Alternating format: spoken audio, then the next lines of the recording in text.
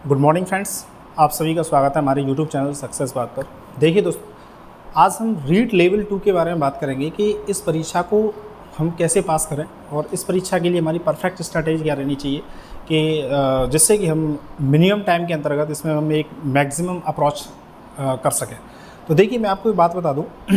सबसे पहले हमें क्या है कि एनालिसिस ऑफ द सिलेबस, हमें इसके सिलेबस का एनालिसिस करना पड़ेगा कि इसमें कौन कौन से पार्ट हैं और कहाँ से क्या क्या क्वेश्चन पूछे जा रहे हैं। तो देखिए, सबसे पहले आपको बता दूं, इसका मैंने थोड़ा सा डिवाइडेशन किया। मैंने देखा कि आपके सिलेबस में क्या दे रखा है।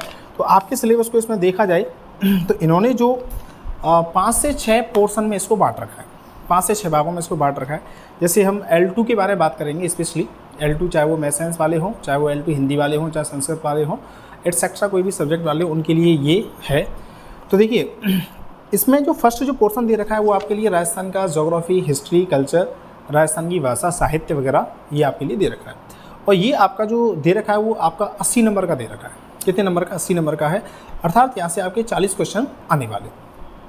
और सेकंड जो बात करें, आपका जो सेकंड पोर्शन है उसमें फिर दोबारा से राजस्थान का सामान्य ज्ञान, शैक्षिक परिदृश्य है, RTE है और समसामयिक विषय करके इसमें इंक्लूड किए गए, मतलब करंट अफेयर्स इंक्लूड होगा और एजुकेशनल से रिलेटेड जैसे कि SMC है और NEP 2020 है, ये आपकी इंक्लूड रहेगी। ठीक है। तीसरे नंबर पर आपकी क्या दे रखी है? सब्जेक्ट दे रखी है। जो सब्जेक्ट का जो पोर्शन है वो आपके लिए बहुत बड़े मायने रखेगा, क्योंकि जो सब्जेक्ट का पोर्शन है वो आपके लिए 120 मार्क्स का दे रखा है, 120 नंबर का वो आपके लिए दे रखा है। और आपके लिए 2-3 छोटे से टॉपिक और हैं। एक है आपके लिए शैक्षिक रीति विज्ञान करके। शैक्षिक रीति विज्ञान में हम मोस्टली क्या है, टीचिंग मेथड्स को देखेंगे और ये आपके लिए 20 नंबर के दे रखे हैं। और एक आपका शैक्षिक मनोविज्ञान है, साइकोलॉजी है, ये आपकी 20 नंबर की है। मैं आपके से कहूँगा कि इस साल साइकोलॉजी के वेटेज कम किया गया है, तो ये आपके लिए बहुत बेटर बात है, क्योंकि साइकोलॉजी जब बहुत ज़्यादा होती है और तो साइकोलॉजी के क्वेश्चंस जब थोड़े से एनालिटिकल बेस आ जाते हैं, मतलब 2 तरीके के क्वेश्चंस होते हैं, तो फैक्चुअल होते हैं और एक एनालिटिकल होते हैं। जब क्वेश्चंस एनालिटिकल हो जाते हैं तो मैं आपको बता रहा हूँ कि उन क्वेश्चंस को निकाल पाना एक स्टूडेंट के लिए बहुत बड़ी दिक्कत हो जाती है। और एक है आपके लिए सूचना तकनीकी, ये आपका 10 नंबर का दे रखा है। तो ओवरऑल जैसे कि ओवरऑल इस तरीके से आपका 300 नंबर का हो जाता है और इसके अंदर नेगेटिव मार्किंग दे रखी है।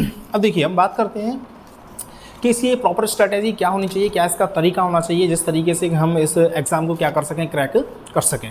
तो देखिए, मैं आपको बता दूं, थोड़ा सा 10 मिनट के अंदर इस बात को समझते हैं कि इसका एक प्रॉपर तरीका क्या होना चाहिए। तो मैं आपको बता दूंगा कि कोई भी आप एग्ज़ाम दें, चाहे आप राजस्थान में आप रीड दें, चाहे आप फर्स्ट ग्रेड दें, चाहे आप सेकंड ग्रेड दें, चाहे आप RAS दें, कोई भी आप परीक्षा का एग्ज़ाम दें, तो सबसे पहले आपके पास क्या होना चाहिए? सिलेबस। आपके पास उसका सिलेबस होना बहुत ज़्यादा ज़रूरी है, क्योंकि सिलेबस में क्या होता है कि जो अकॉर्डिंग टू टॉपिक है, अकॉर्डिंग टू टॉपिक आपके पास मटेरियल होना बहुत ज़्यादा ज़रूरी है। ऐसा नहीं होना चाहिए कि हमने जो मटेरियल लिया है वो अकॉर्डिंग टू टॉपिक नहीं है और हमने आउट ऑफ सिलेबस पढ़ लिया है। जैसे मैं आपको बता दूं एक सिंपल सी भाषा में, जो राजस्थान की हिस्ट्री दे रखी है आपके अंदर, वहाँ केवल 5 सभ्यताएँ दी गई हैं, कालीबंगा, गणेश्वर, आहड़ है, बैराट है और आपकी बालाथल। आपकी केवल इन 5 सभ्यताओं के ऊपर ही आपको मास्टरी करनी है। बाद बाकी की आपकी जितनी ही सभ्यता हैं उनके ऊपर आपको बिल्कुल भी नहीं पढ़ना है। जैसे कोई अब आदमी क्या करे कि मतलब उदयपुर की सभ्यताओं को लेकर के चल रहा है, या बीकानेर वाली सभ्यताओं को पढ़ रहा है, या भरतपुर की नौह वगैरह इनको पढ़ रहा है, तो उनका कोई औचित्य नहीं है। ठीक है। तो अकॉर्डिंग टू सिलेबस आप बिल्कुल रहेंगे। तो दूसरी बात, अकॉर्डिंग टू सिलेबस के लिए आपको क्या करना है कि फर्स्ट ऑफ ऑल आप जो भी तैयारी कर रहे हैं उसका आपके पास सिलेबस होना चाहिए। जैसे कि जैसे मैं फ़िलहाल में तैयारी कर रहा हूँ, तो उसका मेरे पास क्या है, सिलेबस है।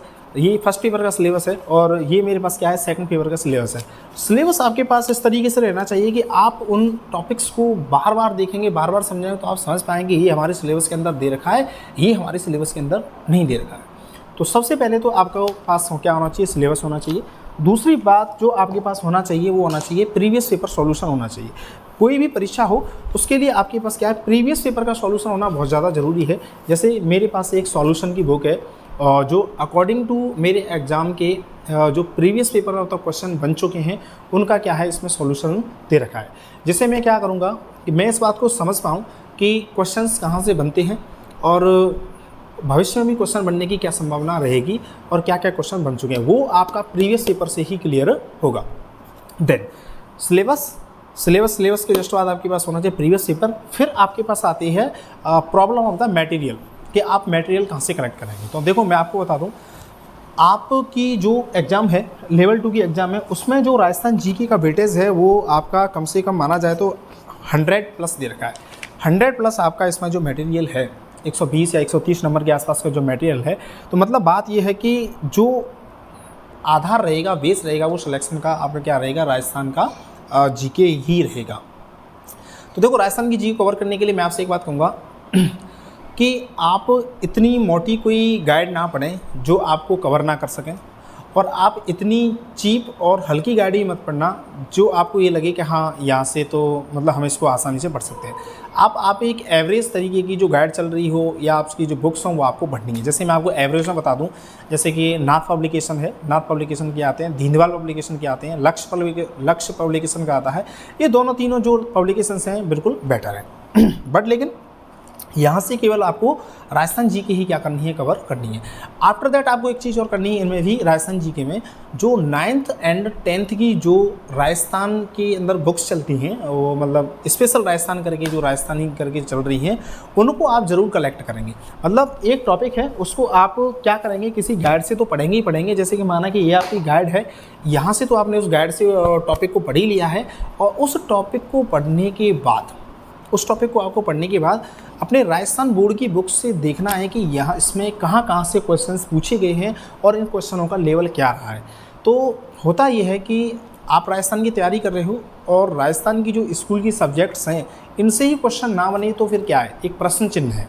तो इसीलिए आपको क्या है, एक प्रॉपर तरीके से समझना है कि what is the exam scenario, क्या रहेगा एग्ज़ाम के अंदर, हमको सफलता किस तरीके से लेनी है।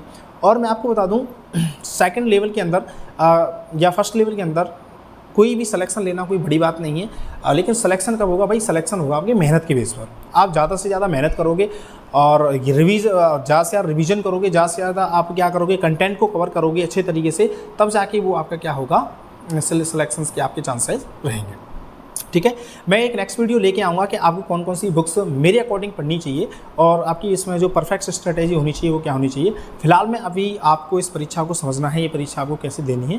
तो ठीक है, आप बने रहें, मिलते हैं किसी एक और नेक्स्ट वीडियो के अंतर्गत। Thank you so much.